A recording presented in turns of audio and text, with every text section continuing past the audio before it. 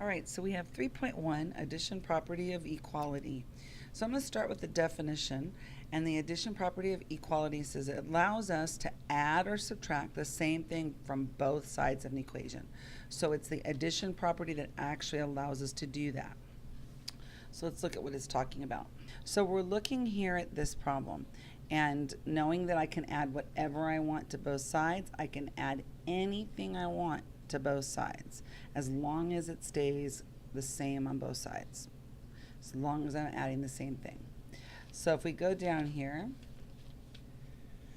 if I'm adding b to both sides, I have not changed a thing, I've added the same thing, the answer is just going to be 2x plus b plus 3, and here is y plus b.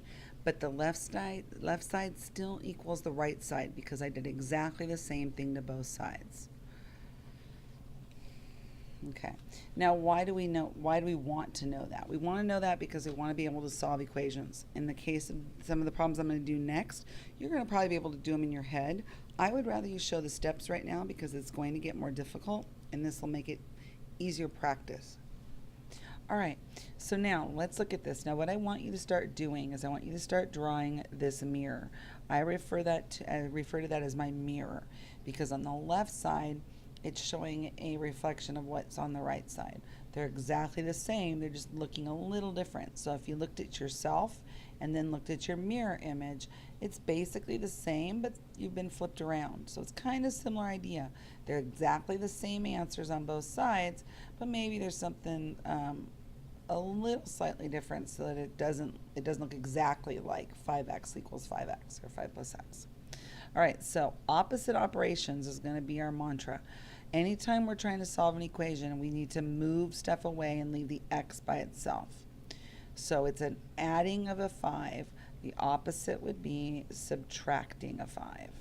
So here I get a positive 5 and a negative 5, which gives me my big fat 0. So that 0 just went away. Moving my x down, moving my equal sign down. Negative 7 and negative 5 would be negative 12. So I am believing that x would be negative 12. Now we're going to go ahead and do a check on that. So we're going to rewrite the equation just like we've done in the past with checks in 7th grade. You're going to plug in your answer, which goes in for x. Negative 12 plus 5. Remember, one's positive, one's negative. You subtract them, and I get 7. 12 is bigger than 5, and 12 is negative, so my 7 is negative, and my check works. Make sure you make some kind of notation to yourself.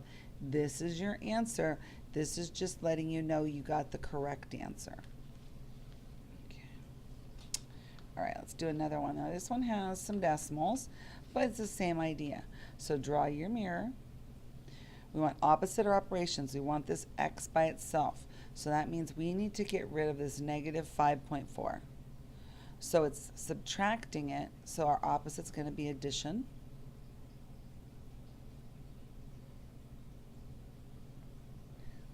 On this side, they're opposites. Negative 5.4 and positive 5.4 will give me that 0 I was hoping for. Move that x down. Move the equal sign down. Adding decimals is fairly easy. You'll notice I lined my decimals up. 3 plus 4 is 7, bringing down my decimal. 5 plus 2 is 7. So I believe my answer to be 7.7. When I go over to do my check, I do x minus 5.4 equals 2.3. Substitute in 7.7 minus 5.4 equals 2.3. If you need to reline them up to be able to subtract them, remember that you have to line up your decimals and do basic subtraction. So 7 minus 4 would be 3. 7 minus 5 would be 2, decimal point. And so my check actually does work. All right, we're going to go ahead and do one now with fractions. This one is going to change a little bit later in the chapter when I talk about how you can get rid of your fractions, but we're going to keep our fractions today. So again, we have our mirror. Again, we have to get rid of this number, so the m's by itself. The opposite of adding 5, 6 would be subtracting 5 6. So again, we have to do it to both sides. This is a positive 5 6 and a negative 5 6. That gives you my 0. Bring down my m, bring down my equal sign. Now I have to subtract these, and in order to subtract these, I have to have a common denominator. So it's negative on both problem parts. Looks like my common denominator is going to be 12, because 6 times 2 equals 12. So I get that. I didn't change this one, so I'm just sliding it over. I know that in order to get the 12, I did 6 times 2, so that means I needed to do negative 5 times 2, which gave me that negative 10. They're both negative. That means I add them together and they stay negative. Negative 21 over 12. Simplifying that, I can divide a number both into 21 and into 12. What would that number be? Hopefully you got a 3. So negative 21 divided by 3 would be negative 7. Negative with a positive gives me a negative. 12 divided by 3 would be 4. So my answer, like I said before, you leave it as a fraction unless it asks for it differently, and you leave it improper. We leave it as 7 over 4, negative 7 over 4. Let's go ahead and do the check.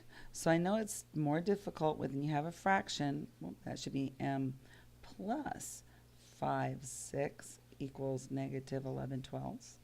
So I know it's difficult when we start looking at our fractions, but it's not undoable. It is doable. So if I even had left it here at this one, it might have been a little easier.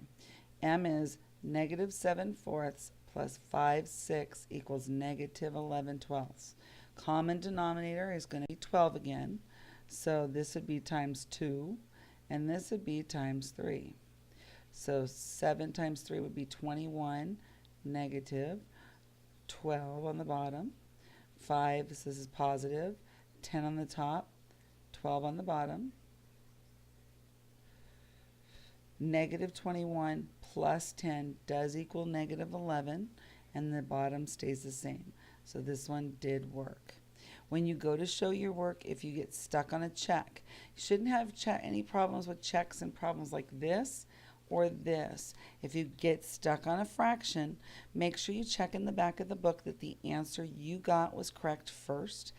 Then, if you got the correct answer but your check isn't working, make a note. I got the right answer, check isn't working. Ask me the next day and I can see what you missed, where your mistake was, that might help you finish your check properly.